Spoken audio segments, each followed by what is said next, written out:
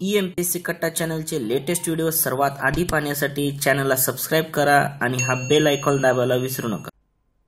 हिम्मत एवढी ठेवा की नशिबाला सुद्धा झुकावं लागेल। मित्रांनो नमस्कार, मी सचिन गोळीक स्पर्धाग्राम आणि EMPSC कट्टाच्या या ऑनलाईन डिजिटल प्लॅटफॉर्ममध्ये तुम्हा सर्वांचं स्वागत करतोय।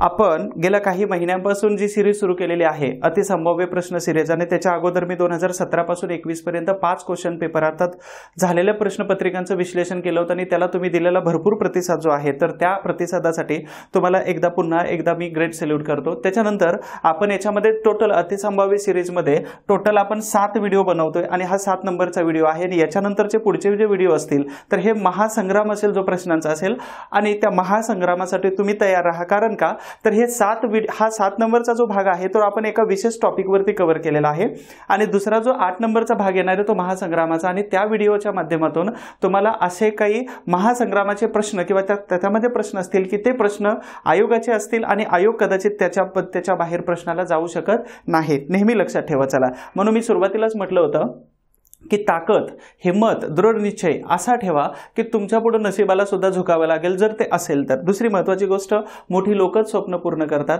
आणि मोठी स्वप्न पाहणारी लोकच ते स्वप्न पूर्ण करू शकतात, म्हणून स्वप्न पाहण्यासाठी कोणत्याही प्रकारचा GST नाही। अजून एक महत्त्वाची गोष्ट आहे की हे लेक्चर्स पाहत असताना याच्या लिंक शेअर करण्यासाठी GST लागत नाही, हसण्यासाठी GST लागत नाही, कमेंट करण्यासाठी ते कोणत्याही प्रकारचा टॅक्स लागत नाही, ते सगळं टॅक्स फ्री आहे।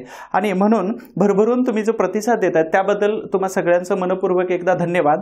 आणि तुम्हा सगळ्यांना या व्हिडिओच्या माध्यमातून खूप चांगली मदत होते आणि तुम्ही सगळेजण अधिकारी व्हावं। माझी एकच अशी विश आहे की 2023 मध्ये तुमच्याकडे पोस्ट असायला पाहिजे आणि तुम्ही मला खूप सुंदर असा एक मेसेज टाकावा की सर मी पास झालो आणि सध्या ट्रेनिंग सेंटरमध्ये जाणार आहे किंवा पास झालेला आहे किंवा रिझल्ट आलेला आहे।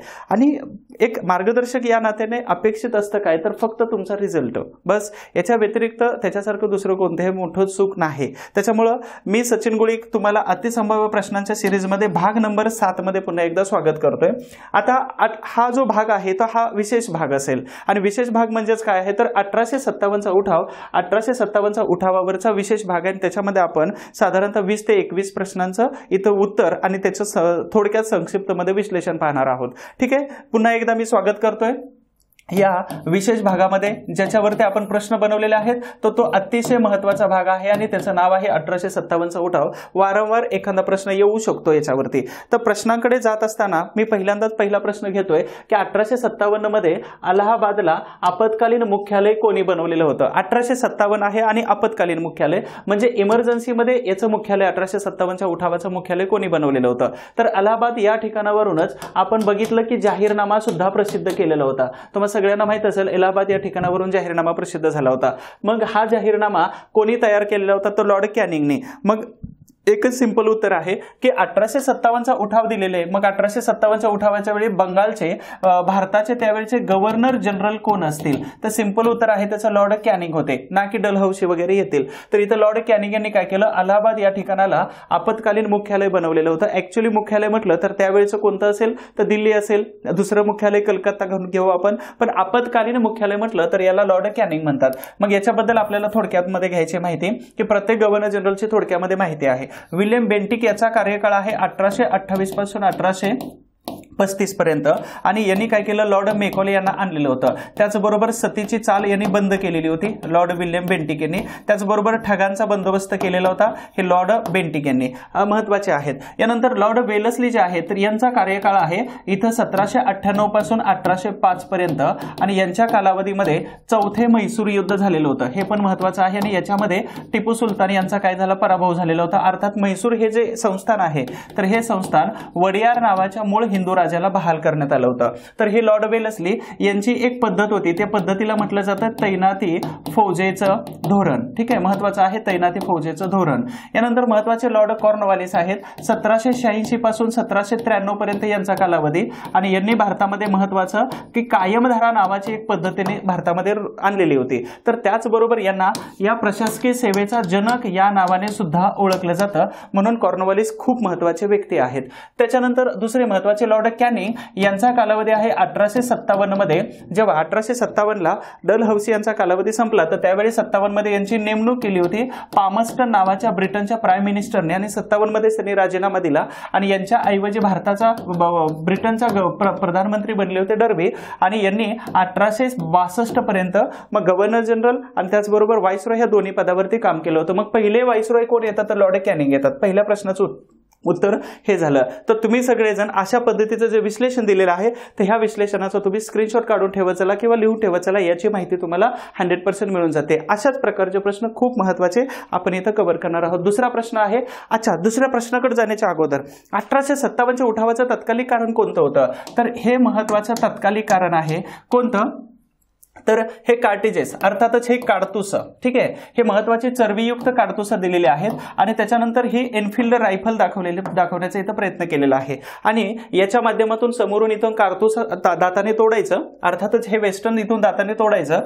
आणि दातान तोडून झाल्यानंतर याच्यामध्ये काय करायचं ते काडतुस भरून द्यायचं किंवा इथं भरून द्यायचं आणि नंतर ह्या चाकूच्या माध्यमातून ते आतमध्ये ठोसायचं आणि त्याला अर्थात ही गोळी नव्हती तर पावडर होती त्याची आणि म्हणून ह्या काडतुसाच्या अर्थात चरबीयुक्त काडतुस मग याच्यामध्ये दोन प्राण्यांचं काय केलं होतं तर चरबी यूज केली होती. त्याच्यामुळं याची जी माहिती आहे तर एका व्यक्तीनं दिली होती. त्या व्यक्तीचं नाव आहे मातादीन भंगी.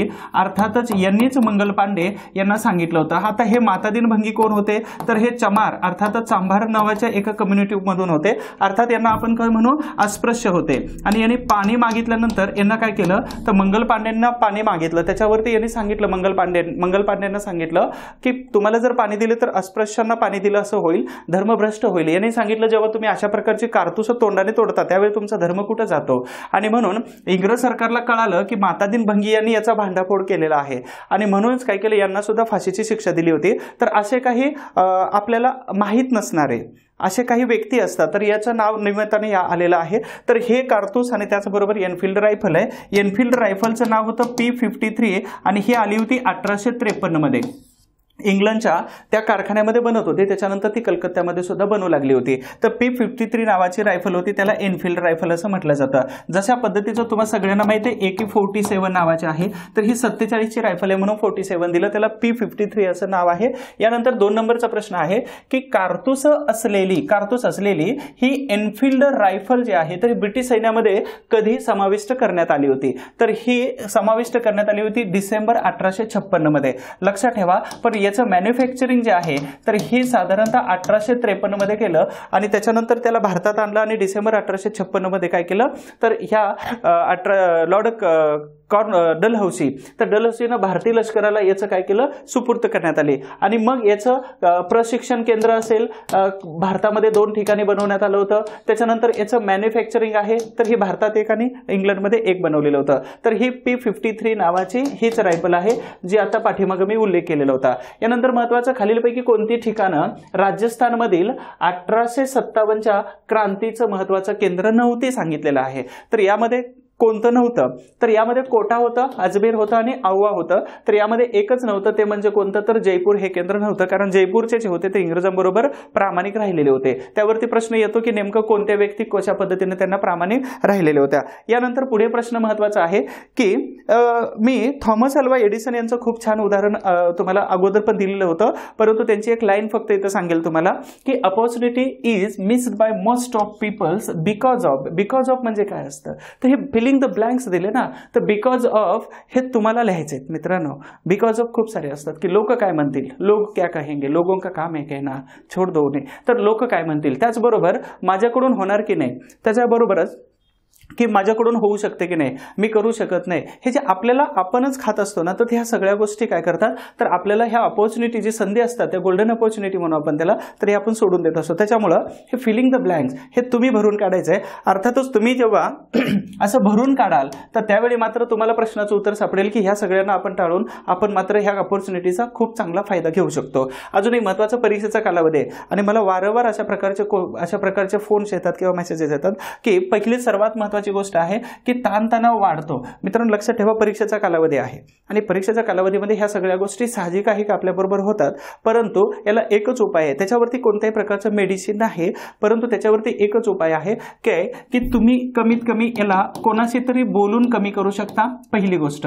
याच्यानंतर दुसरी गोष्ट काय आहे की याच्यावरती लक्षच देऊ नका. म्हणजेच काय असतं की तुम्हाला टेन्शन येतं की नाही, तर मला टेन्शन येत नाही. त्याचं कारण काय, तर माझं शेड्यूल एवढं पॅक असतं की मला टेन्शन घेण्यासाठी तो वेळच नसतो. सिंपल मी उदाहरण जस्ट काल एका कॉलवरती दिलेलं होतं. तर तशाच पद्धतीनं तुमच्याकडे वेळ जर जास्त असेल तरच तुम्हाला टेन्शन येईल. आणि पास होणारी जी कॅटेगरी आहे तर यांना पडलेलं आहे काही, तर या वेळेचा सदुपयोग कसा करू आणि याच्यामधून अजून कसं काय मी कंप्लीट करू. तर तुमच्याकडे जर जास्त वेळ असेल तर मग तुम्हाला टेन्शन येतं, आणि वेळ जर कमी असेल तर त्याच्याकडे दुर्लक्षच करा टोटल. कारण इग्नोर नावाचा एक प्रकार असतो, तो तुम्ही जर केला तर ताणतणाव नावाचा प्रकार येत नाही, आणि येत असतो, परंतु त्याला काय करा, एक मोठा श्वास घ्या आणि ऑल इज वेल म्हणा, तो निघून जाईल. ठीक आहे. दुसरं अजून एक आहे, अभ्यास झालाच नाही. प्रत्येक वेळी असं फील होत असतं. अभ्यास खूप झालेला असतो आपला, पण आपल्याला फील होतं की अभ्यास झालेलाच नाही. कारण तुमचे हे सगळे प्रॉब्लेम आहेत. आणि एक दिवस मीही असं आहे, म्हणजे सध्या पण आहे, पण या फेजमधून प्रत्येकजण सफर करत असतो. आणि जेव्हा मी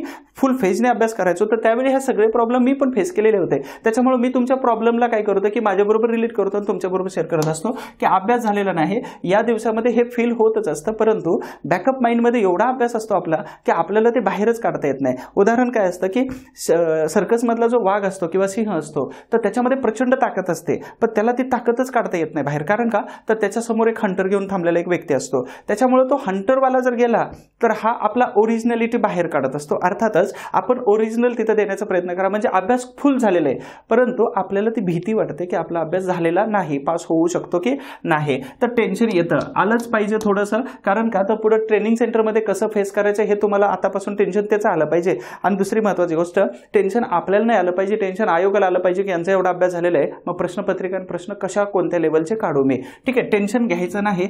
अजून एक सिंपल थिंग लक्षात ठेवा, जर टेन्शन घेऊन जर तुम्ही खूप चांगला रिस्पॉन्स आणि चांगला परफॉर्मन्स जर करणार असाल तर म्हणतो सगळ्या जगाचं टेन्शन तुम्ही घ्या.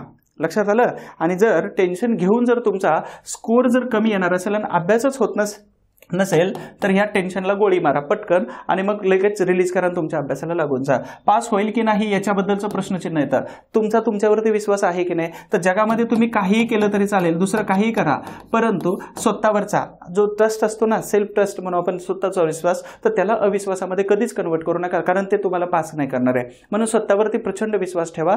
दुसरे फक्त आपल्याबद्दल कल्पना करतात ना, आपण त्याला काय करायचं, प्रॅक्टिकलमध्ये उतरवायचं. अर्थात तसंच आहे की आपल्याबद्दल आपणच कधी अविश्वास नाही दाखवायचा. बाहेरच्या लोकांनी दाखवलं तर हरकत नाही, पण आपल्यावर आपण नाही दाखवायचं, कारण ते सर्वात जहाल असतं.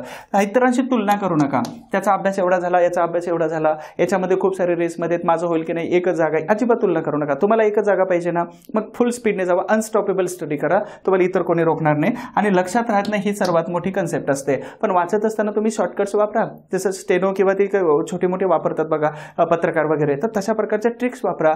तर म्हणलं की तुम्हाला ताक समजलं पाहिजे, अर्थ तुमचं झालेलं आहे, तर अशा काही ट्रिक्स वापरा की जे तुम्हाला खूप चांगल्या पद्धतीचे मदत करतील. तर हे झालं तुमच्यासाठीचं खास आहे, कारण या कालावधीमध्ये कंटेंट महत्त्वाचा आहे यूट्यूबच्या लेक्चरमध्ये, परंतु महत्त्वाचं हे सुद्धा आहे की तुमच्या विषयावरती कोणीतरी बोललं पाहिजे. आणि जोपर्यंत आपण याच्यावरती आम्ही लोक नाही सांगणार आहे, तर मग आमचा इतर इतिहास सांगून फायदाच नाही. त्याच्यामुळं तुमच्या समस्या कोणत्या आहेत तर या आहेत, आणि ह्या खूप महत्त्वाच्या आहेतच. अजूनही खूप महत्त्वाची गोष्ट आहे, परीक्षेचा कालावधी आहे आणि हा व्हिडिओ तुम्ही बघताय सगळेजण, तर सर्वात महत्त्वाचे आहे की याच्याकडे सुद्धा लक्ष द्या. कारण का, तर आता परतीचा पाऊस म्हणू आपण तिला, किंवा व्हायरल आहे, आणि याच्यामुळे तब्येत खराब होण्याचे चान्सेस जास्त आहेत. मला कालपासून बरेच दिसते हे वातावरण, त्याच्यामुळे याच्यावरती लक्ष द्या. हे तुम्ही जर हेल्थवरती, अर्थात इथं हेल्दी जर राहिला तुम्ही, तर तुम्ही खूप चांगलं काही करू शकता. त्याच्यामुळे हे खूप महत्त्वाचे पॉईंट्स आहेत. 4 नंबरचा प्रश्न आहे, 1857चा पहिला स्वातंत्र्य लढा अयशस्वी झाला. आता त्याचं कारण इथं काय करायचं आपल्याला शोधायचं आहे. तर भारतीय सैनिकांमध्ये उद्देशाच्या एकतेचा अभाव होता. एकदम बरोबर आहे. भारतीय राजांनी अनेकदा ब्रिटिश सरकारला पाठिंबा दिला. बरोबर आहे. त्याचबरोबर ब्रिटिश सैनिक अधिक सुसज्ज आणि सुसंघटित होते. हे पण बरोबर आहे. अर्थातच याचं उत्तर काय असेल तर 4 असायला पाहिजे. याच्या तुलनेमध्ये भारतीय सैनिक टोटली वेगळे होते. म्हणजेच काय, तर इंग्रज सैनिक हे एकत्र असायचे, त्याच्यामुळे फायदा झाला. याच बरोबर यांच्यामध्ये युद्धामध्ये भारतीय सैनिकांमध्ये एकीचा अभाव जाणवला. त्याचबरोबर इथं भारतीय सैनिक सुसज्ज आणि संघटित तर नव्हतंच, कारण नेतृत्ववाले वेगवेगळ्या गटातून वेगवेगळ्या ठिकाणावरून होते. त्याच्यामुळे हा जो आहे तर ह्याचं सर्व उत्तर बरोबर आहे. 1857च्या उठावाच्या अपयशाचं मुख्य कारण कोणतं आहे? 1857च्या उठावाचं मुख्य कारण कोणतं दिलेलं आहे? आता मुख्य कारण आपल्याला शोधायचं हिंदू मुस्लिम ऐक्याचा अभाव. तर हे कारण आहे का त्याचं? नाही बनत आहे. कोणत्याही समान नियोजनाचा अभाव आणि केंद्रीय संस्थेचा अभाव, त्यांच्या हे एकत्र आले होते ना, हे त्याचं वैशिष्ट्य होतं 1857च्या उठावाचं. त्याचबरोबर जमीनदारांचा सहभाग होताच, मर्यादित प्रभाव क्षेत्र नाही तर व्यापक होतं ते, अर्थात उत्तर भारत असेल तरी तो व्यापक होता. मग इथं काय दिलेलं आहे की कोणत्याही समान नियोजनाचा आणि केंद्रीय संस्थेचा अभाव, म्हणजेच काय तर इथं एकीचा अभाव पहिल्यांदा जाणवला होता. आणि त्याचबरोबर कोणीतरी इथं नेतृत्व करणं अपेक्षित होतं, परंतु त्यांना मिळालेलं नव्हतं. अर्थात बहादूरशाह जफर यांनी दुसऱ्यांनी केलं, परंतु वेगवेगळे सेंट्रल पॉईंट बनत गेले आणि त्याच्यामुळे काय झालं की एकी किंवा आता वन मॅसेंजर बनलं नाही कोणी. त्याच्यामुळे याचं काय येतं की मुख्य कारण कोणतं की कोणत्या प्रकारचं समान नियोजन नव्हतं आणि त्याच्या संस्थेचा अभाव होता. हे जर असतं तर कदाचित 1857 मध्येच आपल्याला स्वातंत्र्य मिळालेलं असतं. त्यानंतर छोटीशी एक सूचना आहे, अजून वेळ गेलेली नाही, 7 ते 8 दिवस राहिलेले आहेत आणि या 12 तासामध्ये हे 12 व्हिडिओ आहेत टोटल, आणि ह्या 12 तासामध्ये तुम्हाला चांगल्या प्रकारचे 12 मार्क मिळवून देण्याची एक नामी संधी आहे. लक्षात ठेवा, कधी पण ही संधी आहे ना तर ह्या संधीला कधी सोडायचं नाही. आणि हे चान्स किंवा हे आपण म्हणतो ना ऑपॉर्च्युनिटी, ती एकदाच दरवाजा ठोठावते आणि ती नंतर दुसऱ्याच्या निघून गेली दुसरीकडे तर परत यायला त्याला कित्येक वर्षाचा कालावधी लागतो. म्हणून कधीही लक्षात ठेवा, सेंटेन्स हे 2022 अभ्यास करण्याचं जरी असलं तर 2023 आपल्याला ट्रेनिंग सेंटरमध्ये घेऊन जायचं आहे. म्हणून पूर्ण ताकदीनिशी उतरा. मला माहिती आहे, माझ्या माहितीनुसार अभ्यास करून आतापर्यंत कोणाचाही मृत्यू झालेला नाही.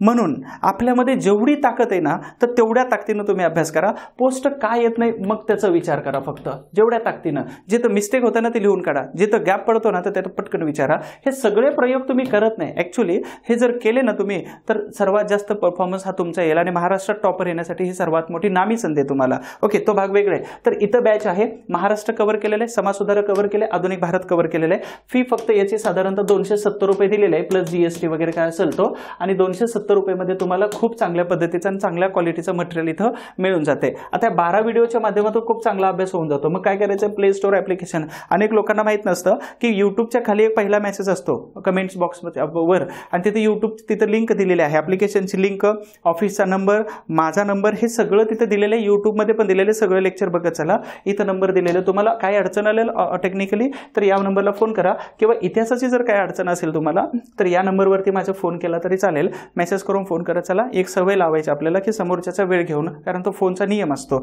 आणि त्याच्यामुळे ह्या सगळ्या गोष्टी तुम्हाला खूप साऱ्या मॅटर करून जातात. ठीक आहे, चलो पुढच्या प्रश्नाकडे आपण जाऊया. तर 1858च्या घोषणेनंतर महाराणी व्हिक्टोरियाने भारतीयांना अनेक गोष्टींचे आश्वासन दिलेलं होतं आणि खालीलपैकी कोणतं आश्वासन ब्रिटिश राजवटीने पूर्ण केलेलं आहे? कोणतं पूर्ण केलंय? आता या 4 ऑप्शन्समध्ये एकच कोणतं ते पूर्ण केलं असेल, बाकीचे सगळे काय केले तर फेल केलेले होते. तर मग कोणतं पूर्ण केलं होतं याच्यावरती थोडंसं आपण लक्ष देऊया. तर पहिला आहे संस्थानांना जोडण्याचं धोरण, हे जे काय आहे तर ते त्यांनी रद्द केलेलं होतं. ओके, महत्वाचं आहे. तर हे पूर्ण केलं का? हे नाही. त्यानंतर मूळ संस्थानांची यथास्थिती कायम ठेवली जाईल, तर एवढंच पूर्ण केलं होतं. त्यानंतर भारतीय आणि युरोपियन या सर्व विषयांना समान वागणूक मिळेल. भारतीयांच्या सामाजिक आणि त्याचबरोबर धार्मिक श्रद्धांमध्ये हस्तक्षेप केला जाणार नाही, तर हे पण नव्हतं केलं. अर्थातच इथे एकच आहे, कोणतं तर संस्थानांची मूळ स्थिती आहे तर ही ॲज इट इज ठेवली जाईल. मग संस्थानांची मूळ स्थिती काय होती? 1848 पासून 1856 पर्यंत या डलहौसीने एक धोरण राबवलं, त्याला काय म्हणतात? खालसा धोरण. आणि या खालसा धोरण हे 3 प्रकारावर डिवायडेशन होतं.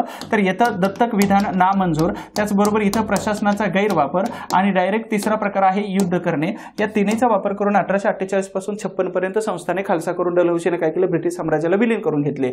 म्हणून इथं 1858च्या जाहीरनाम्यानुसार राणीनं इलाहाबादवरून आणि त्याचबरोबर लॉर्ड कॅनिंग यांनी डिक्लेअर करून दिलं राणीच्या वतीने की सगळी संस्थानं परत त्यांना रिवोक केली जातील, परत ॲज इट इज त्यांना दिली जातील, म्हणजेच काय तर कायम ठेवली जाईल, अशा प्रकारची सूचना होते. त्याचबरोबर 1858च्या या जाहीरनाम्यानुसार भारतीय लोकांना राजकारणामध्ये, राजकीय क्षेत्रामध्ये त्यांना काय प्रवेश दिला जाईल, हे सुद्धा इथं विषय टाकून दिला होता. त्यानंतर पुढे आहे की मंगल पांडे हे कोणत्या इन्फंट्रीचे शिपाई होते? तर मंगल पांडे, अर्थातच मातादीन भंगी यांचं नाव सांगितलं, त्याच्यामुळे 1857चा उठाव घडायला कारणीभूत घटना ठरत गेल्या होत्या. तर मातादीन भंगे हे कुठं होते याबद्दल तुम्हाला 49वी, 49वी आणि 94 आणि 34वी इन्फंट्री. तर याच्यामध्ये 34वी इन्फंट्री हे कुठं होते? तर कलकत्त्याच्या जवळ असणाऱ्या बाराकपूर या सैनिकांच्या छावणीमध्ये महत्वाची ही 34वी इन्फंट्री होती आणि याच्यामध्ये मंगल पांडे होते, ज्यांचा जन्म हा उत्तर प्रदेशचा आहे. ठीक आहे, अशा प्रकारची ही 34वी इन्फंट्री. मग तुम्हाला काय करायचं आहे? कोल्हापूरमध्ये कोणती इन्फंट्री होती? महत्वाचं. त्यानंतर दुसरं आहे औरंगाबादमध्ये घोडदळाने केलेला उठाव आहे, तर त्याच्यामध्ये कोणती इन्फंट्री होती? त्याचबरोबर इथं साधारणतः या बाराकपूर छावणीमध्ये कोणती इन्फंट्री होती? तर या महत्वाच्या इन्फंट्री तुम्हाला तुमच्यासाठीचा हा होमवर्क आहे. कदाचित आला प्रश्न तर अशा प्रकारवरती एखादा प्रश्न येऊ शकतो. पुढील प्रश्न आहे 1857च्या बंडाच्या वेळी बहादूर शाह जफर जो दुसरा आहे मोगल बादशाह भारताचा, तर यानं साहेब ए आलम बहादूर ही पदवी खालीलपैकी कोणाला दिलेली होती? महत्वाचं आहे आणि पदवी आहे आणि पदवी त्या दरम्यान दिली होती कारण का ते नेतृत्व करत होते. तर अजीमुल्ला, बिर्जिस कादिर, बख्त खान आणि हसन खान. तर लक्षात ठेवायचं की बहादूर शाह जफर आणि बख्त खान यांचाच दोन शब्द महत्वाचे आहेत. मग इथं बख्त खान हे कोण होते? तर दिल्लीमध्ये भारतीय सेनेचे सेनापती किंवा भारताच्या बादशाहाचे सेनापती या पदावरती ते काम करत होते. हा, हे 80+ वर्षाचे होते, हे नेतृत्व करू शकत नव्हते, पण त्यांच्या वतीने बख्त खान इथं काम करत होता. मग दिल्लीचं नेतृत्व कोण करत होता? अजून एक प्रश्न बनतो, तर बख्त खान बनतो. पुढे आहे खालीलपैकी कोणता आयोग 1857च्या इथं कोणता आयोग 1857च्या उठावाच्या दडपशाहीनंतर भारतीय लष्कराच्या नव्या संघटनेशी किंवा लष्कराच्या पुनर्रचनेसाठी संबंधित होता? रॉयल आयोग, पील आयोग, हंटर कमिशन आणि इनाम कमिशन. तर तुम्हाला सगळ्यांना माहिती आहे की काल मी एक रील बनवली होती आणि त्या रीलमध्ये असं दाखवलं होतं की आयोगाचा प्रश्न आहे आणि त्याचबरोबर इनकमिंग काही क्वेश्चन कव्हर होतात. तर इथं दिलं होतं एक प्रांत आहे बंगाल, अर्थातच इथं नॉर्थ इंडिया हा जो एरिया आहे तर यासाठी एकास 3 किंवा त्याला 3-1 असं म्हणता येऊ शकतं. मग 3 कोण आहे? तर भारतीय इथं एकास 2 हे बंगाल, अर्थातच इथं नॉर्थ इंडिया. तर एकास 2 कोण आहेत? 2-1 किंवा एकास 2 हे दोन्ही पण सेम होऊन जातात. परंतु असं म्हणायला पाहिजे की त्यांनी भारतीय सैनिकांचं इंग्रजांबरोबर प्रमाण किंवा इंग्रजी सैनिकांचं भारतीयांबरोबरचं प्रमाण आहे. अर्थात लांबी रुंदी किंवा रुंदी लांबी म्हणजेच काय होतं? तर अशा प्रकारचं एक होऊन जातं 2-3 किंवा भारतीय झेंड्याचं. तर रुंदी लांबी आणि लांबी रुंदी याच्यामध्ये कन्फ्युजन होऊ नका. तर इथं हा इंग्रजी आहे आणि हा कोण येतो? तर भारतीय येतात. तर हे भारतीय आणि हे इंग्रजी, तर अशा प्रकारे येतं. मग यांचं सैनिकांचं प्रमाण मी काय सांगितलं होतं? एक तर 5-3 असू शकतं, 3-5, 5-3 किंवा 1-3 किंवा 1-2 हे प्रमाण काय केलं होतं? तर आयोगाने एकदा प्रश्न विचारला होता. मग हे जे सैनिकांचं प्रमाण पुनर्रचना करायची होती त्याच्यासाठी कोणता आयोग नेमला होता? कदाचित असे काही क्वेश्चन आहेत 1857च्या उठावावरती जे तुमच्यासाठी टोटली नवीन असणार आहेत. मग इथं बघूया, रॉयल आयोग आहे, तुम्हाला सगळ्यांना माहित असेल. हा रॉयल आयोग जो आहे तर हा मुडीमन कमिशन, अर्थातच 1924च्या नंतर एकदा आलेला होता हा रॉयल आयोग 26च्या दरम्यानचा. त्याचबरोबर अजून एकदा 1876 मध्ये वगैरे हे आलेले होते. तर पील आयोग जो आहे तर याचं उत्तर हे आहे की लष्कराच्या पुनर्रचनेसाठी पील यांच्या अध्यक्षतेखाली हा पील आयोग बनवलेला होता.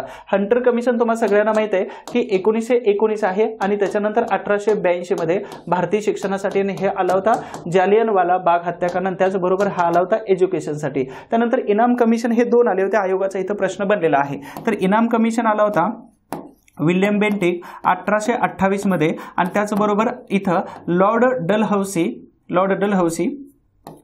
डलहौसी आणि यांनी बनवलं होतं 1852. ज्या लोकांना इनाम किंवा वतन दिलेलं आहे तर त्यांना परत एकदा त्याची पुनर्रचना करायची होती. तर लक्षात ठेवा 25,000 इनामांपैकी 21,000 ज्या जमिनी आहेत तर ह्या बोगस निघालेल्या होत्या. अर्थातच हा इनाम कमिशन त्याच्यासाठी महत्वाचा आहे. त्यानंतर पुढे हे पील आयोग लक्षात ठेवा. पुढील प्रश्न आहे की योग्य जोड्या लावा. रंगो बापूजी गुप्ते यांच्यावरती लेटेस्ट प्रश्न येऊन गेलेला आहे.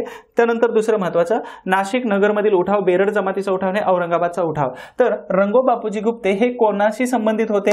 तर इथं आहेत हे छत्रपती प्रताप सिंह, म्हणजेच कोणते? तर साताऱ्याचे महाराजा. त्यानंतर नाशिकमधील उठाव जो आहे तर हा भिल्लांचा उठाव येतो. बेरड जमातीचा उठाव म्हणजेच हुलगडी म्हणजेच कोणतं ठिकाण आहे? तर मुधोळ या ठिकाणी कर्नाटकमध्ये आहे हुलगडी. आणि औरंगाबादचा उठाव हा घोडदळातील मुस्लिम शिपायांनी ब्रिटिश सरकारच्या विरोधात केलेला उठाव होता. मग आपल्या सगळ्यांना याचं उत्तर साधारणतः 2, 1, 3 आणि 4 हे असायला पाहिजे. तर लक्षात ठेवा, रंगो बापूजी गुप्ते प्रतापसिंग भोसले जे आहेत तर यांच्यासाठी 15 वर्ष होती वकिली करत होते आणि जेव्हा त्यांनी समजलं की आपले काही इथं निभाव लागणार नाही तर त्यावेळी घरी आले आणि त्यांनी सांगितलं सुज्ञ वकील आणि चांगला समजूतदार हा रंग्या बाजूला निघाला आणि आता बंडखोर रंग्या इथून पुढे तुम्हाला दिसेल. आणि मग याला सिंदकर यांनी म्हणजे भोरचे संस्थानिक अर्थात तिथले एक पंतप्रतिनिधी सिंदकर कृष्णाजी सिंदकर यांनी पकडून दिलं. अर्थातच त्यांना इंग्रज सरकारने तर त्यांना अशा प्रकारचा एक किताब दिला होता, एक विश्वासराव अशा प्रकारचा एक किताब देऊ केलं होतं ब्रिटिश सरकारने. कोणाला तर सिंदकर यांना. तर हे रंगोबापूजी गुप्ते नाशिकमध्ये, नाशिक असेल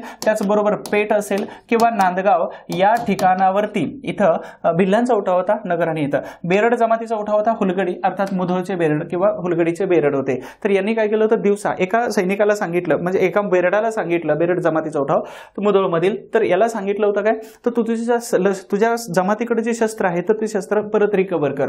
तर ब्रिटिश सरकारने सांगितल्यानंतर त्या एकटा व्यक्ती गेला त्याच्या वस्तीमध्ये सांगितलं तर त्या लोकांनी त्याला मारलं. कारण का अविश्वास ठेवला. कारण का तो ब्रिटिशांचा फितूर झाला. तो परत आला रडत रडत आणि त्याला सांगितलं की हे लोक काही शस्त्र ठेवायला तयार नाहीत. ब्रिटिशांनी आक्रमण केलं दिवसा वस्तीवरती. त्या सगळ्या लोकांनी इंग्रजांना पळवून लावलं. हे मुधोळमधील हुलगडीच्या बेरडांचा उठाव आहे सांगतो.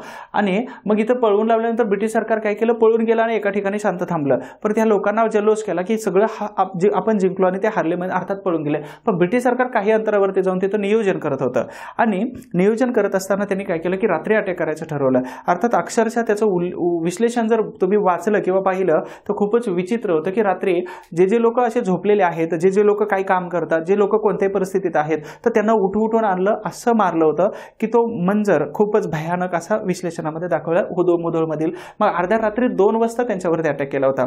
अर्थातच शस्त्र न ठेवल्यामुळे ही ब्रिटिश सरकारची अशी कारवाई म्हणजे जसं जालियनवाला बाग हत्याकांड आहे तसंच इथं हुलगडीच्या मुधोळच्या बेरडांचा हे केलं होतं. तर औरंगाबादच्या घोडदळातील आता मुस्लिम सैनिकांकडून घोडं काढून घेणं किंवा त्याचबरोबर त्यांच्याकडून शस्त्र काढून घेणं मग सैनिकांना संशय आला म्हणून त्यांनी ब्रिटिश सरकारच्या विरोधामध्ये काय केलं उठाव केला. त्याचबरोबर आपला बादशाह त्याने आवाहन केलेलं आहे दिल्लीमधून. तर हे प्रकार येतो. त्याच्यामुळे याचं योग्य उत्तर हे आहे. पुढील प्रश्न आहे 1857च्या उठावाचे धार्मिक कारण कोणतं आहे.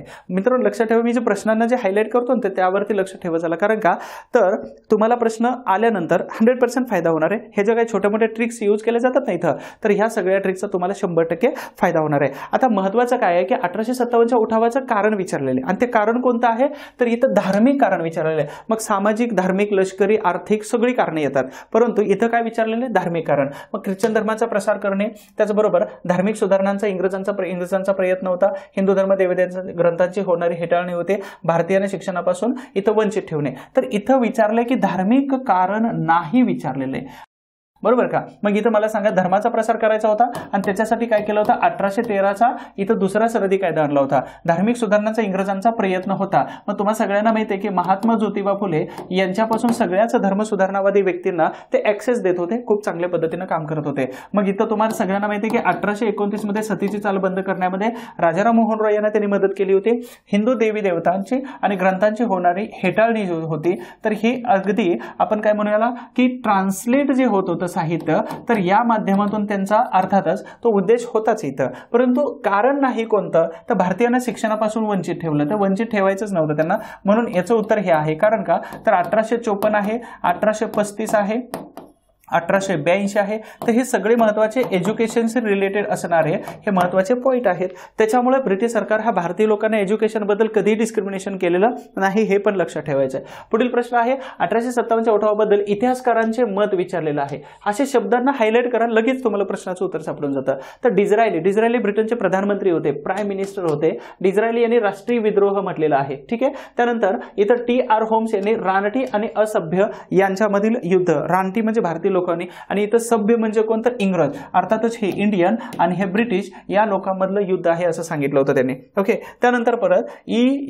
LER रीज यांनी ख्रिस्ती विरुद्ध धर्मांध अशा प्रकारचं सेंटेन्स केलं होतं. तर हे तिन्ही सेंटेन्स बरोबर आहेत. विदा सावरकर यांनी सर्वोत्तम बंड म्हणलेलं आहे. तर हे सर्वोत्तम बंड नाही तर तुम्हाला सगळ्यांना माहित आहे की हे स्वातंत्र्य समर होतं. हे विदा सावरकर यांचं वाक्य होतं आणि स्वातंत्र्य समर कधी तर 1907 मध्ये जेव्हा 1857 उठावाला बापूरावला 50 वर्ष पूर्ण झाले, तर त्यावेळी त्यांनी पहिल्यांदा अर्थात स्वातंत्र्य समर किंवा स्वातंत्र्य युद्ध, स्वातंत्र्य समर असं म्हटलं. म्हणजेच इथं बंड हा शब्द विदा सावरकर यांच्या डिक्शनरीमध्ये नव्हता, म्हणून आपल्याला उत्तर काय सापडतं, तर ड फक्त नाही तर या ठिकाणी अ ब क येतं, हे सुद्धा येऊ शकतं, पण याला क जोडावं लागेल. अर्थातच इथं हे उत्तर त्याचं योग्य आहे. तर स्टेटमेंट सगळी वाचून चला. 1857च्या उठावावरती कोणी कशा प्रकारचं मत मांडलं होतं, तर स्वातंत्र्य समर म्हणणारे वेगळे आहेत, बंड म्हणणारे वेगळे आहेत, विद्रोह म्हणणारे वेगळे आहेत, भारतीय लोकांना त्रास भारतीय लोकांच्या फेवरमध्ये बोलणारे, अपोजिटमध्ये बोलणारे वेगळे गट पडतात. 1857 बद्दल विधानांचा अभ्यास करा. आता विधानांचा अभ्यास करा म्हटलेले लक्षात ठेवा. कोणीतरी म्हणतं अभ्यास करा, हा मी पण म्हणतो.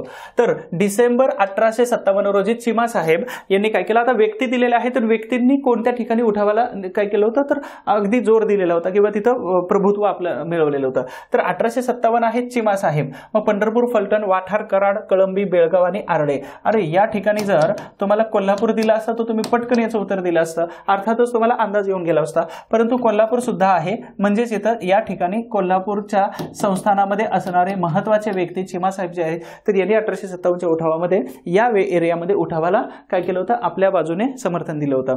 रंगो बापूजी गुप्ते यांनी कोल्हापूर, बेळगाव आणि धारवाड तर या ठिकाणी, अर्थात हे पण बरोबर आहे. भगवंतराव निळकंठराव, मग हे तुम्हाला माहित असेल पेठचा राजा भगवंतराव, तर यांनी नांदगाव, पेठ आणि नाशिक त्याचबरोबर अहमदनगरच्या जवळपास, अर्थात या सगळ्या एरियामध्ये भगवंतराव यांच्यावर प्रश्न विचारलेले ना, पेठचा राजा कोण होता, हा फाशी देण्यात आली होती त्यांना भर याच्यामध्ये, तर याच्यावरती प्रश्न विचारला. अर्थात याचं उत्तर तिन्हीच्या तिन्ही याच्यामध्ये असणार आहेत. म्हणजेच याचं उत्तर आहे अ ब क, हे तिन्हीचे तिन्ही उत्तर बरोबर येतात. यानंतर पुढील प्रश्न आहे कोणता, तर नागपूर जवळ कामठी, टाकळी या ठिकाणी कंपनीच्या फौजा होत्या. लक्षात ठेवा, कामठी आणि टाकळी. तर हे कामठी आणि टाकळी, आपल्याकडे खूप साऱ्या अशी मुलं आहेत की जे नागपूरमधून आहेत, आणि हे तुम्हाला सगळ्यांना परिचित असाल. तर कामठी आणि टाकळी इथे कंपनीच्या फौजा होत्या. त्यातील काही शिपायांनी 13 जून 1857 रोजी बंड पुकारण्याचं ठरवलं होतं. तर त्या बंडाचे सूत्रधार खालीलपैकी कोण होते, सूत्रधार विचारलेला आहे, म्हणजे महत्वाचे व्यक्ती विचारलेले आहेत. 1857च्या उठावामध्ये सर्वात महत्वाचा रोल प्ले करत असेल तर ते महत्वाचे व्यक्ती आहेत. तर इथं बापूराव, व्यंकटराव, सीतारामपंत, बाकाबाई, इनायतुल्ला, आता हे तर येणारच नाहीत, कारण का तर हे इंग्रजांबरोबर प्रामाणिक राहिले होते, बंडवाल्यांना विरोध केला होता.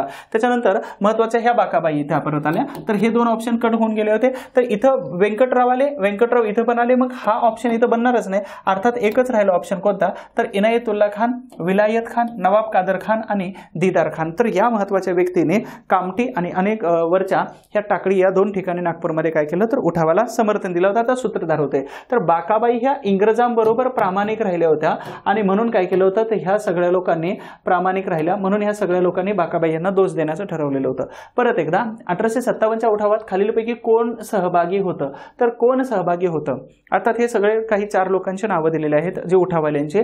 तर सावंतवाडीचे रामजी सिरसाट होते, जिनत महाल बेगम, खान बहादूर खान रोहिल्ला आणि नसरत शहा. तर याच्यामध्ये कोण सहभागी होतं हे सांगितलेलं आहे. तर यामध्ये फक्त काय होतं की 2 लोक याच्यामध्ये सहभागी होते. तर 2 लोक कोण कोण येतात, तर याच्यामध्ये सावंतवाडीचे हे रामजी सिरसाट हे पण बरोबर आहे, आणि दुसरा जो ऑप्शन येतो तर याच्यामध्ये खान बहादूर रोहिल्ला खान, तर हे महत्वाचे व्यक्ती येतात. म्हणजेच याचं अ आणि क हे उत्तर असायला पाहिजे. याच्यामध्ये आपल्याला दिलेले अ आणि क हे उत्तर. तर सावंतवाडी म्हणजे कुठं होतं, कोकणामध्ये, जिथं लाकडी खेळणी बनतात, लाकडी खेळणी मुलांची. तर अशा प्रकारचे हे सावंतवाडी इथं असणारे हे रामजी सिरसाट, आणि त्याचबरोबर खान बहादूर खान रोहिल्ला यांनी उठावाचा महत्वाचे व्यक्ती होत्या. एनफिल्ड रायफल वापरण्याचं प्रशिक्षण देण्यासाठी कोणती केंद्र इथं निवडलेली होती. प्रशिक्षण द्यायचं आहे, लक्षात ठेवा की हे एनफिल्ड रायफल भलेही इंग्लंडमध्ये बनली असेल, पण त्याचं प्रशिक्षण देण्याचे केंद्र भारतात सुरू केले होते. आणि सर्वात महत्वाचं की कारण जर कोणतं असेल तर ती रायफलच कारण होते. दुसरं महत्वाचं की युद्ध जिंकलं, आणि हे युद्ध जिंकण्याचं कारण काय होतं, तर एनफिल्ड रायफल आणि अत्याधुनिक शस्त्र, त्याचबरोबर सुसज्ज सैनिकांची रखरखावट. तर याच्यामुळे काय केलं, युद्ध इंग्रजांनी 1857चा बंड आपल्या बाजूने केलेला होता. तर यामध्ये रायफल प्रशिक्षण केंद्र कोणत्या ठिकाणी सांगितलेलं आहे. मग यामध्ये तुम्हाला पानिपत येऊ शकतो का, बिलकुल नाही. त्याच्यानंतर दिल्ली येऊ शकत नाही. उत्तर कशी तुम्हाला बाजूला काढायचे, तर इथं महत्वाचं की कोलकाता हे येत नाही. ओके, तर मग राहिलेले ऑप्शन्स कोणकोणते आहेत, तर याच्यामध्ये राहिलेले ऑप्शन्स आहेत डमडम हे बरोबर आहे, अंबाला आणि त्याचबरोबर सियालकोट. अर्थातच याचं उत्तर काय येणार आहे, तर डमडम, अंबाला आणि सियालकोट. तर ही महत्वाची प्रशिक्षण केंद्र भारतामध्ये त्यांनी बनवलेली होती. यानंतर पुढे महत्वाचे 1857च्या उठावाचे तात्कालिक कारण लक्षात ठेवा 1857-58च्या तत्कालीन कारण ठरलेल्या एनफिल्ड बंदुका कंपनी सरकारने कोठून मागवल्या होत्या. पहिली गोष्ट कोठून मागवल्या. आता इथे एक प्रश्न विचारलाय, याचं उत्तर वेगळं असणार आहे. आणि दुसरं त्या कोठे तयार केल्या होत्या. अर्थातच कोठून आणल्या, तिथून बनवून आणल्या होत्या, पण भारतात आल्यानंतर त्याला असेंबल करण्यात आलं होतं आणि त्याला जोडण्याचा एक कारखाना बनवलेला होता. मग दोन ठिकाणी विचारलं की ते कुठं बनल्या होत्या आणि भारतात आल्यानंतर कुठं ठेवण्यात आल्या होत्या. मग तुम्हाला सगळ्यांना याचे 1 2 3 4 मध्ये माहित असणार आहे. तर लंडनच्या ते कुठं बनलेलं होतं, तर लंडनच्या लँकशायर या सिटीमध्ये हे काही बंदुका बनत होत्या. अर्थात तिथं सगळं मटेरियल वगैरे बनत होतं. परंतु भारतात आल्यानंतर ते कोणत्या ठिकाणी, तर बंगाल हा प्रांत त्यावेळेचा अति महत्वाचा होता. आणि लक्षात ठेवा 1911ला कायदा केला आणि 1912ला हा कलकत्ता टू दिल्ली ही राजधानी ट्रान्सफर केली होती. ही राजधानी ट्रान्सफर करत असताना भारताचे त्यावेळेचे गव्हर्नर जनरल होते लॉर्ड हार्डिंग, आणि लॉर्ड हार्डिंग दुसरा, आणि यांचा कालावधी पडतो 1911 पासून 1916 पर्यंत. 1916च्या हिंदू विश्वविद्यालयाच्या कार्यक्रमामध्ये हे हजर होते. यांच्यावर असा प्रश्न विचारलाय. यानंतर परत यांनाच हत्तीवरून मारण्याचा कट केला होता. कोणी, तर रासबिहारी बोस यांनी. ते नंतर पळून गेले होते तिकडं. तर ह्या अशा काही गोष्टी येतात की तुम्हाला लक्षात ठेवणं खूप गरजेचं आहे. आणि या जर लक्षात नाही राहिल्या तर मग आपलं कल्याण होऊ शकतं. म्हणजे साध्या सिंपल गोष्टी आहेत. त्याच्यानंतर भारतात आणून कुठं ठेवलं, तर कलकत्ता. म्हणजेच याचं उत्तर काय असणार, तर लँकशायर आणि कलकत्ता आहे. आता डमडम आणि लंडन शस्त्र कारखाना तर हे येणार नाहीत, म्हणून आपल्याला अ आणि क हे 2 ऑप्शन इथं आपल्याला शोधून घ्यायचे आहेत. तर अ आणि क हे त्याचं योग्य उत्तर आहे. तर थोडक्यामध्ये एनफिल्ड रायफल आणि त्याच्याबरोबर असणारी जनावरांचे चरबीयुक्त कारतूस जे आहे, तर हे खूप महत्वाचे कंटेंट आहे जो 1857चा उठाव घडण्यास कारणीभूत ठरलं होतं. 18 नंबरचा प्रश्न आहे, 1857च्या उठावात होळकर, लक्षात ठेवा होळकर तटस्थ होते, परंतु संस्थानातील पुढीलपैकी कोणत्या ठिकाणी, लक्षात ठेवा, शिपायांनी बंड केलं होतं. तर कोणत्या ठिकाणी बंड केलं असं विचारलेलं आहे. तर या ठिकाणी भोपाळ या ठिकाणी बंड झालेलं नव्हतं. भोपाळ हे होळकरांचं महत्वाचं लोकेशन होतं.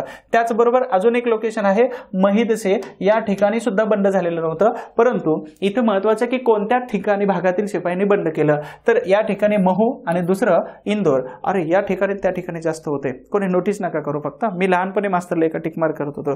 या ठिकाणी म्हटलं की हातावर रेष मारायचं आणि त्याने मला हटकलं होतं. तर महू आणि इंदोर ह्या 2 प्लेसवरती 1857चा उठाव झाला होता. भलेही होळकर हे तटस्थ राहिले असतील, तर प्रामाणिक राहिलेला गट आहे त्याच्यावरती प्रश्न आयोगाचा विचारला जाऊ शकतो. मित्रांनो लक्षात ठेवा, अभ्यास जेवढा झाला आहे तेवढा सफिशियंट आहे. टेन्शन घेऊ नका, 1 आठवडा राहिलेला आहे. स्वतःची तब्येत सांभाळा, त्याचबरोबर आपल्या परिवाराची काळजी घ्या, त्याचबरोबर काय कर एक्सरसाइज, त्याचबरोबर पाणी. ह्या सगळ्या गोष्टी खूप सांगण्यासारख्या नाही येते, परंतु समजत नाही आपल्याला की आपण वाहत जातो ह्या सगळ्या गोष्टींमध्ये. त्याच्यामुळे ह्याच्यावरती खूप चांगलं लक्ष द्या, कारण 8 ऑक्टोबरमध्ये ही खरी तर परीक्षा तुमच्या अभ्यासाची आहेच, पण अभ्यासापेक्षा ही पेशन्सची परीक्षा आहे, आपल्या संयमाची परीक्षा. आणि आपण आतापर्यंत जो काही करत होतो ना, तर ह्या सगळ्या गोष्टी तुम्हाला तिथे 1 तासात उतरवायच्या आहेत. आणि कधीही लक्षात ठेवा की आपल्याला 60 मिनिट मिळतात आणि पर क्वेश्चनचं ॲव्हरेज जर काढलं तुम्हाला, तर साधारणतः हे 30 ते 35 सेकंद मिळतात एका क्वेश्चन बरोबर डील करायला. आणि तुमचं जे माइंड असतं, हे मेमरी असते, ते एवढ्या स्पीडने काम करते की त्याचं स्पीड आपल्याला कोणत्याच कॅल्क्युलेटरवरती काउंट करता येत नाही. त्याच्यामुळं इथं प्रत्येक क्वेश्चनला जर एवढा वेळ मिळत असेल, तर तुमच्या ब्रेनचा शार्पनेस हा तीक्ष्ण असायला पाहिजे. तुम्हाला मोठं जर झाड कापायचं तर त्याला ब्लेड सुद्धा तसंच पाहिजे. अर्थातच तुम्हाला आयोगाचे प्रश्न जर तुम्हाला कॉम्प्लीट करायचे असतील, सोडवायचे, तर तुमची अभ्यासाची धार सुद्धा त्याच पद्धतीचं असायला पाहिजे. कधीही लक्षात ठेवा, टेन्शन घेऊन तुमचा अभ्यास जर होणार असेल तर जास्त टेन्शन घ्या, अदरवाईज अजिबात ते घेऊ नका. दुसरी गोष्ट, ताणतणावामध्ये राहू नका. काही एक्सप्रेस व्हा, अर्थात बोलतं व्हा, कोणाबरोबर तरी बोलून बघा. अर्थात हे सगळं टेन्शन तुमचं रिलीज करा. म्हणजेच काय होतं की जेव्हा 2 व्यक्ती असे भेटतात 10 वर्षानंतर किंवा 2 वर्षानंतर, तर त्यावेळी ते एकमेकांबरोबर एवढे एक्सप्रेस होतात की सगळं मोकळं झाल्यासारखं वाटतं त्यांना. म्हणजेच काय असतं की अभ्यासाचं टेन्शन खूप जास्त असतं. लेटेस्टमध्ये 2 घटना घडल्या होत्या की एक 25 वर्षाच्या मुलीचा अटॅकची केस आली होती, तुम्हाला सगळ्यांना माहीत असेल, पूजा राठोड. आणि त्याचबरोबर अजून त्याच्या अगोदर एक सुसाईडची केस आली होती. सर्वात क्रिटिकल एमपीएससीची एक्झाम आहे, परंतु आपल्याला त्या क्रिटिकलच्याही पुढे जाऊन आपल्याला खूप चांगलं करता येऊ शकतं. कधी, तर आपण हेल्थ पहिली गोष्ट, आणि दुसरी गोष्ट आपण स्टेबल राहायचं, आणि तिसरी गोष्ट संयम ठेवायचा. सगळ्या गोष्टी ॲक्सेसिबल असतात, फक्त आणि फक्त त्या मार्गावरती सोबत राहायचं. आणि असं जर राहिलं तुम्ही तर खूप चांगला परफॉर्मन्स करू शकता, हे कधीही लक्षात ठेवा. त्याच्यामुळं ही जी डील आहे ना, तर ही डील तुम्हाला जर जमली तर आयुष्यात. आणि अजून एक आहे की ही परीक्षा म्हणजे लास्ट एक्झाम नाही ना, याच्यापेक्षा जिंदगीची परीक्षा खूप मोठी असते. आणि ह्या अनुभवाच्या शाळेतून मी तुम्हाला वारंवार काहीतरी सांगत असतो की शून्य असताना सुद्धा, लक्षात ठेवा, हे शून्य असताना सुद्धा काही लोकांनी विश्व निर्माण केलेलं आहे. मग आपल्याकडे काहीतरी आहे ना की आपणही खूप मोठं विश्व निर्माण करू शकतो. आपल्याकडे काय आहे की आपल्याकडे जिद्द आहे, आपल्याकडे ऑनलाईन प्लॅटफॉर्म आहेत, आपल्याकडे चांगले मार्गदर्शकांची फौज आहे, भात्यामध्ये खूप चांगले बाण आहेत आपल्या. आणि मग अशा लोकांचा वापर करा की जे तुम्हाला ट्रेसमधून बाहेर काढतील, टेन्शनमधून बाहेर काढतील. हे सगळे इश्यू तुम्ही बाजूलाच ठेवा. फक्त काय करा तर स्वतःला स्टेबल करण्यामध्ये जास्त वेळ द्या. ते तुम्हाला काय केलं परीक्षेमध्ये आउटपुट जास्त देईल. ठीक आहे, लक्षात ठेवा. त्यानंतर महत्त्वाचा या प्रश्नाकडे आपण वळतोय. 1857च्या उठावाचा परिणाम खालीलपैकी कोणते होते? परिणाम कोणते होते? तर कंपनीच्या शासनाचा शेवट झाला होता. एक्झॅक्टली बरोबर आहे. ईस्ट इंडिया कंपनी समाप्त झाली आणि या ठिकाणी ब्रिटनच्या राजा किंवा राणी किंवा त्याचबरोबर इथं पार्लमेंटची सत्ता सुरू झाली होती. दुसरं, भारतीयांना प्रशासनात नोकऱ्या दिल्या नाहीत. आता भारतीयांना प्रशासनात नोकऱ्या का देणार नाहीत? तर दिल्या नाहीत कारण का तर भारतीय लोकांना म्हणजेच इथं तुम्हाला माहिती आहे की इथं लष्कर भरती बंद केली होती आणि 1896-90 पर्यंत लष्कर भरती बंद केली होती. अर्थात शीख लोकांची भरती केली 65 पासून पुढे, परंतु बाकीच्या लोकांची भरती बंद केली होती. त्यानंतर स्वातंत्र्य प्रेम जे आहे तर हे याला प्रेरणा मिळाली. तर हे पण बरोबर आहे. हे आता प्रेरणा मिळाली. भारतीय लोकांना कळून चुकलं की आपण जर एकत्र सुसज्ज आणि एक केंद्रीभूत सत्ता जर ठेवून आलो किंवा एक नेतृत्व एक जर करून आलो तर यांना पळवून लावू शकतो. आपण किती लांबपर्यंत पळवून लावू शकतो, देशातून हाकलून देऊ शकतो, यांना माहित होतं. हे पण बरोबर. सैन्य पुनर्रचना केली ही तुम्हाला अगोदरच सांगितलं होतं. 1:2 असेल किंवा 1:3 असेल किंवा 3:5 असेल तर अशा प्रकारची पुनर्रचना इथं करण्यात आली होती. अर्थातच इथं एक आयोग नेमला होता, हेही तुम्हाला मागाशी सांगितलं होतं. त्या आयोगाचं नाव आहे पील कमिशन. अर्थातच इथं सगळे उदाहरणं सगळे मुद्दे कसे आहेत पण बरोबर येतात, परंतु एक मात्र इथं येत नाही. तर तो मुद्दा कोणता येतो? तर 1857च्या उठावानंतर भारतीय लोकांना इथं राजकारणामध्ये घेऊ म्हटलेलं होतं, परंतु लष्करामध्ये नोकऱ्या दिल्या नाहीत असं नाही. तर इथं थोडंसं उलटं सांगितलं होतं की लष्करामध्ये फक्त नाकारल्या परंतु बाकीच्या ठिकाणी यांना नोकरीमध्ये संधी दिली. त्याचं कारण काय माहितीये का? तर राजकारणाबरोबर प्रशासकीय व्यवस्थेमध्ये सुद्धा भारतीय लोकांनी इथं त्यांना संधी द्यायला सुरुवात केली होती. म्हणून याचं काय बनतं तर हे एक योग्य आहे की खालीलप्रमाणे कोणता परिणाम आहे. त्याचबरोबर स्वातंत्र्य प्रेम हे सत्य आहे आणि सैनिकांची पुनर्रचना, परंतु हे खोटं विधान आहे की नोकऱ्या देऊ केल्या होत्या अर्थातच दिल्या असं पाहिजे होतं तर नाहीत. त्याच्यामुळे हे ऑप्शन कट होतं. म्हणजेच अ, क आणि ड इथे येणार आहे. अ, क, ड हे इथं काय येणार आहे तर बरोबर उत्तर येणार आहे. लक्षात ठेवा. तुम्ही ऑब्झर्वेशन केलं असेल या स्लाइडमध्ये 1857चा उठाव सगळा दाखवलेला आहे तुम्हाला. तर इथं अगदी बहादूर शाह जफर असेल, हे कार्टेजेस असेल, एनफिल्ड रायफल आहे, तात्या टोपे असतील, झाशीची राणी असेल. 1857च्या उठावाचा रणसंग्राम इथं दाखवण्याचा प्रयत्न केलाय. म्हणजे ज्या विषयावरती आपण स्लाइड बनवतो तर ते सगळे विषय आपल्याला तुम्हाला वारंवार प्रत्येक स्लाइडमध्ये दाखवण्याचा प्रयत्न आहे. आता 20 नंबरचा सेकंड लास्ट क्वेश्चन आहे. 1857च्या उठावाचा एक सामाजिक परिणाम तुम्हाला सांगायचा आहे. सामाजिक परिणाम कोणता आहे? तर लष्करी व्यवस्थेमध्ये इथं बदल झालेला होता. ठीक आहे, सामाजिक परिणाम. त्यानंतर ईस्ट ही लष्करी झाला ना, हा लष्करी झाला. त्यानंतर दुसरा आहे ईस्ट इंडिया कंपनी सरकारचे राज्य संपुष्टात आले. हे पण बरोबर आहे. हा राजकीय झाला. लक्षात ठेवा, हा राजकीय झाला. त्यानंतर उद्योगधंदे आणि व्यापार यांच्यामध्ये वाढ झालेली होती. तर हा व्यापारी. ओके, तर याला अशा पद्धतीने तुम्हाला शब्द वेगवेगळे छोटे मोठे जोडते आले पाहिजेत. आणि हिंदू मुस्लिम यांच्या ऐक्याला तडा गेला. मग 1857च्या उठावाचं वैशिष्ट्य काय? हा आयोगाचा प्रश्न आहे. आणि 1857च्या उठावाच्या वैशिष्ट्यामध्ये काय येतं तर हिंदू मुस्लिम यांचं ऐक्य जे आहे तर हे एकत्र आल्याचं हे सर्वात मोठं वैशिष्ट्य होतं. आणि त्याच्यानंतर आपल्याला इथं काय झालं होतं तर हिंदू मुस्लिम हे एकत्र आले होते पण उठाव सक्सेस नाही झाला. म्हणजेच काय केलं तर एकमेकांच्या विश्वासाला तडा गेला. अर्थात जिथं काय म्हणतं तर याचं उत्तर हे बनत असतं. कधीही लक्षात ठेवा. ठीक आहे. आता अशा प्रकारचे काही प्रश्न झाले. मग एक छोटीशी स्टोरी मी तुम्हाला गेल्या 2 व्हिडिओमध्ये सांगितली होती. पहिल्यांदा एका बेडकाचे सांगितलं होतं की हातपाय हलवल्यानंतर तो पहिला जो हातपाय न हलवता बुडला तर यानं ठरवलं की आपण हातपाय हलवले पाहिजे. तर एवढे हातपाय हलवले की लोणी तयार झालं आणि त्यानं पटकन त्या बकेटच्या बाहेर उडी मारली.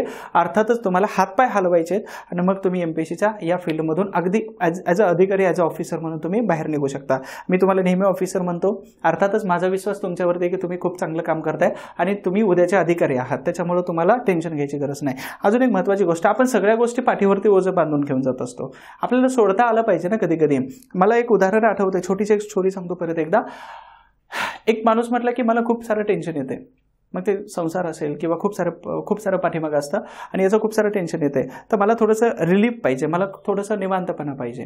मग एक दिवस काय केलं की गावाच्या बाहेर गौतम बुद्ध आले होते आणि या सिद्धार्थ गौतम बुद्धाकडे तो गेला आणि सांगितलं की बुद्ध महाराज मला खूप सारं टेन्शन येते, मला याच्यावरती काहीतरी सोल्युशन पाहिजे. त्यांनी फक्त ऐकलं आणि ऐकल्यानंतर त्याने सांगितलं की सकाळी तू 7 वाजता इथं आला पाहिजे. तर त्यांनी 7 वाजता यायला सांगितल्यानंतर हा 6:45ला येऊन पोहोचला. मग बुद्ध निघाले सकाळी मॉर्निंग वॉकला आणि नंतर ते चालत असताना जंगलामध्ये पुढे जात होते होते आणि बराच कालावधी गेल्यानंतर काहीच बोलले नाही. तो गृहस्थ पाठीमागं बुद्ध पुढे, आणि मग काही कालावधीनंतर काय केलं की बुद्धांना एक दगड दिसला आणि त्याला सांगितलं की हे दगड उचलून घे. दगड उचलून घेतला, तो दगड हातात घेतला आणि तो बुद्धांच्या पाठीमागे तसाच चालू लागला, कारण पुढची इन्स्ट्रक्शन आलेली नव्हती. लक्षात ठेवा, आलेली नव्हती. कधी कधी तर बुद्ध परत गेले आणि परत रिटर्न परतीच्या मार्गावरती लागले आणि परत रिटर्न येताना बराच कालावधी चालत आले. ह्या व्यक्तीला त्याचं ओझं झालं होतं. अर्थातच बुद्धांनी हळूच पाठीमागं वळून पाहिलं आणि वळून पाहिल्यानंतर त्याला विचारलं की तू आज तुला ओझं नाही झालं का? ते म्हणले झालं ओझं. म्हणे तू दगड नाही टाकला अजून खाली. अर्थातच दगड नाही टाकला अजून खाली, ओझं झालंय तर टाकून द्यायचं ना.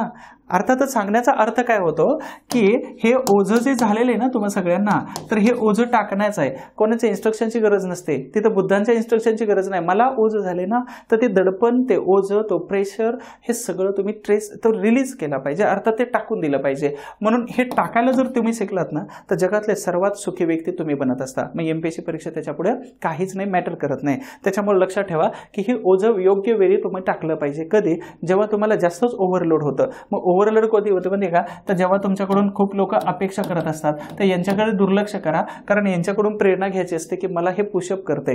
मी तुम्हाला लास्ट टाइम सांगितलं तर माझा मित्र प्रत्येकाला सांगायचा की मी पुढच्या वर्षी सायकल कुठे घेऊन जाणार आहे, लडाखला जाणार आहे, जम्मू काश्मीरला जाणार आहे 2022 मध्ये, आणि तो गेला पण आता. ठीक आहे, पावसाच्या अगोदरची गोष्ट आहे. तो गेल्या वर्षी सांगायचा प्रत्येकाला येऊन. मी म्हटलं की तू प्रत्येकाला का सांगतो, तर त्यानं सांगितलं की प्रत्येक जण मला परत रिमाइंड करून देईल. हे तुम्ही सगळे रिमाइंडर आहात माझे.